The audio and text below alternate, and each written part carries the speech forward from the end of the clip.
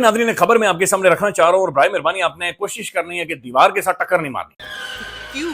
क्या हुई? मैं मलेशिया से जा रहा था सिंगापुर और मैंने बाय रोड जाना था। अच्छा, मलेशियन एयरपोर्ट के ऊपर नाज़रीन एक जर्मन गोरी थी। इमिग्रेशन लाइन में हम दोनों खड़े, बहुत घंटे लगाकर मैंने मेहनत की नाज़रीन, पसीने छूट गए थे।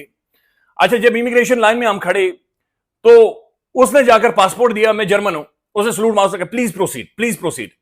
इसके बाद नाज़रीन मेरी बारी थी। मैंने कहा जी सौराब बरकत फ्रॉम पाकिस्तान। कसम खुदा की नाज़रीन उसने सिक्योरिटी को बुलाया और उसने कहा लेकर जाएं जी इनको मजीद एग्जामिन करें, मजीद देखें।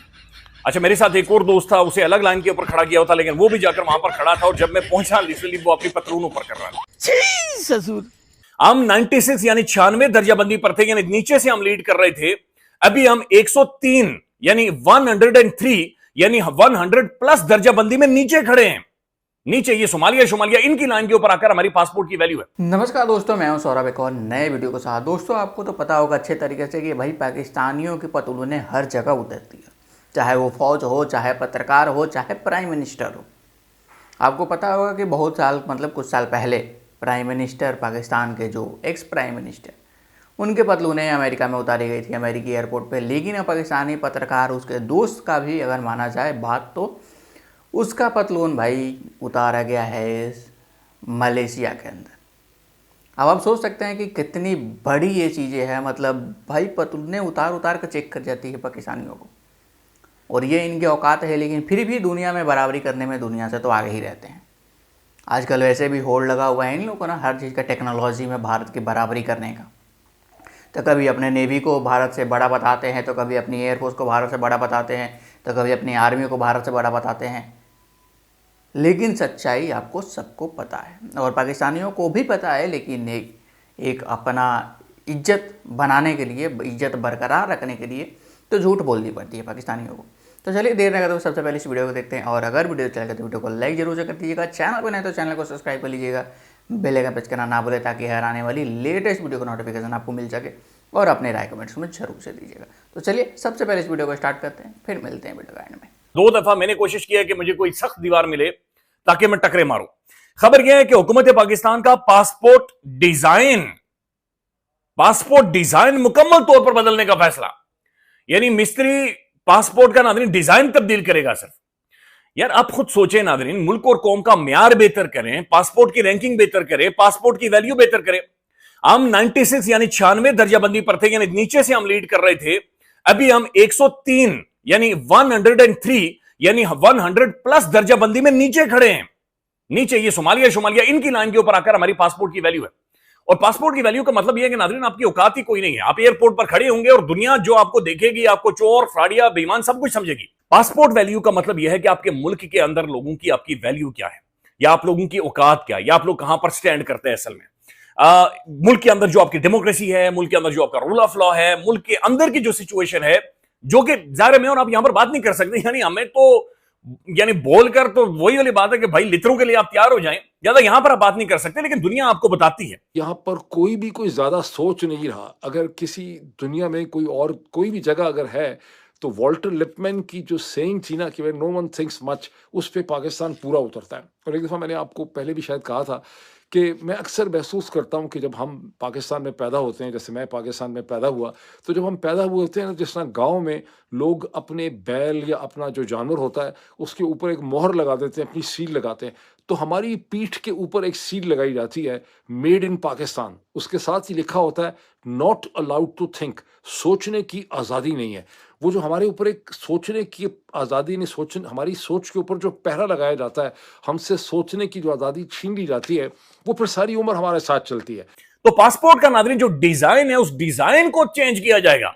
उस डिजाइन के चेंज करने को नाज़रीन वो जो बेइज्जती मेरी और आपकी होनी है, और फिर हमने बड़ी मेहनत की और उसके बाद जाकर आप बेइज्जत हो, तो ये डबल बेइज्जती हो जाती है। तो वो चीज नाज़रीन वो इंटैक्ट रहेगी। और मुल्क और कौम का म्यार बेहतर नहीं करना, हमने सिर्फ डिजाइन, ये होते हैं ऑप्टिक्स, ये होते हैं गिमिक्स, ये होती है ड्रामेबाजी, ये होता है टिचर जो कौम के साथ किया जाता है। ये टिचर है जो कि किया जा रहा है।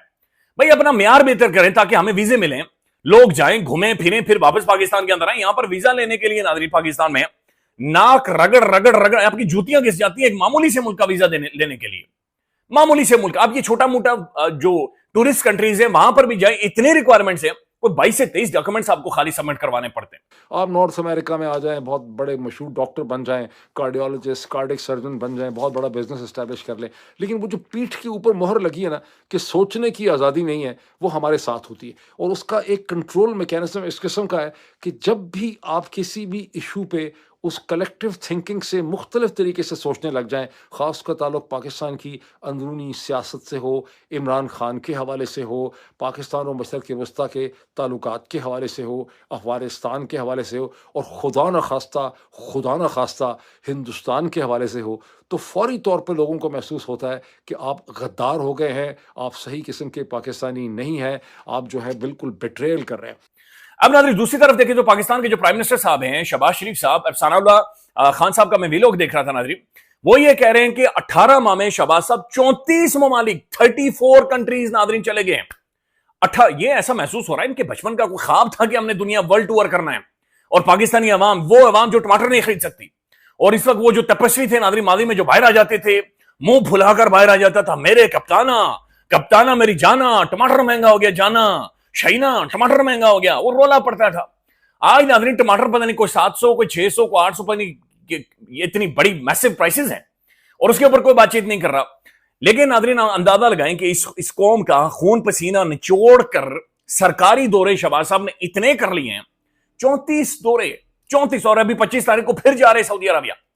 8 से 9 दफा ये सऊदी अरबिया चले गए हैं, मिडिल ईस्ट सारा घूमे हैं, सेंट्रल एशिया घूमे हैं, साउथ ईस्ट एशियन स्टेट्स घूमे हैं, चीन घूमे, रूस घूमे, यूरोप घूमे, पता नहीं किधर किधर गए। लेकिन नाज़रीन सवाल यह है कि ये जा क्यों रहे हैं, और अभी तक एक ढेले की इन्वेस्टमेंट नाज़रीन पाकिस्तान के अंदर नहीं आई, 1 रुपया पाकिस्तान के अंदर, कोई मल्टीनेशनल कंपनी पाकिस्तान के अंदर नहीं, कोई इन्वेस्टमेंट नहीं, कोई मुल्क की वैल्यू रेपुटेशन में कोई इजाफा नहीं हुआ, एक्सेप्ट कि हमसे जबरदस्ती की तालियां मरवाते हैं कि ट्रंप के सामने जाकर इन्होंने चापलूसी कर दी। भाई वो एम्बैरेसमेंट है जो इन्होंने क्रिएट की है, एम्बैरेसमेंट। अब जब ये बात करते हैं ना, ये केसेस करते हैं, लेकिन वो एक एम्बैरेसमेंट है, केसेस करने वालों के लिए भी वो एम्बैरेसमेंट है जो प्राइम मिनिस्टर शहबाज शरीफ साहब ने वहां पर जाकर किया है। और 25 करोड़ आबादी की नाज़रीन, वो they don't feel like saluting Donald Trump, नहीं महसूस कर रहा पाकिस्तान के अंदर कोई बंदा कि ट्रंप को जाकर वहां पर सलूट करे। लेकिन 34 दौरे, असेंबली के अंदर कोई डिबेट नहीं, डिस्कशन नहीं, ये आखिर क्यों जा रहे हैं, क्या लेने जा रहे हैं, क्या बात करने जा रहे हैं, हमें कोई खबर नहीं है। और ये नॉर्मल टूर्स नहीं होते, ये लैविश टूर्स होते हैं, 5 स्टार 6 स्टार 7 स्टार अकोमोडेशन होती है, खाना पीना नहाना धोना चड्डी बनियान सब कुछ नाज़रीन शामिल होता है, हायरली एक लग्जरी टूर्स होते हैं नाज़रीन, और वो मेरे और आपके पैसों के होते हैं कि जहां पर हमारी बुनियादें फटी हुई हैं। वैसे देखा जाए दोस्तों तो बात तो सही है कि शहबाज शरीफ इतने दौरे कर रहा है, और शहबाज शरीफ का छोड़िए आसिम मुनीर भी साथ में लगा हुआ है, मतलब एक तो एक है ही, दूसरा भी साथ साथ बाई वन गेट वन चल रहा है लोग का। और इसके बाद एक के बाद एक के बाद एक के बाद एक, कहीं कोई आता है तो कहीं दूसरा जाता है, दूसरा आता है तीसरा जाता है, मतलब कंटिन्यू कहीं ना कहीं ये लोग लगे पड़े हैं। अब भाई इन्वेस्टमेंट कहाँ से रहा है, इन्वेस्टमेंट तो पाकिस्तान से निकल ले रहा है, तो पाकिस्तान से जब इन्वेस्टमेंट खुद भाग रहा है तो इन्वेस्टमेंट करने कौन आएगा। पाकिस्तान के हालात सबको पता है, चाहे मीडिया सोशल मीडिया पर जितने पाबंदियाँ लगाते उससे कोई फ़र्क नहीं पड़ता है, दुनिया को सब चीज़ पता है कि पाकिस्तान में क्या चल रहा है, क्या हो रहा है आज के डेट में।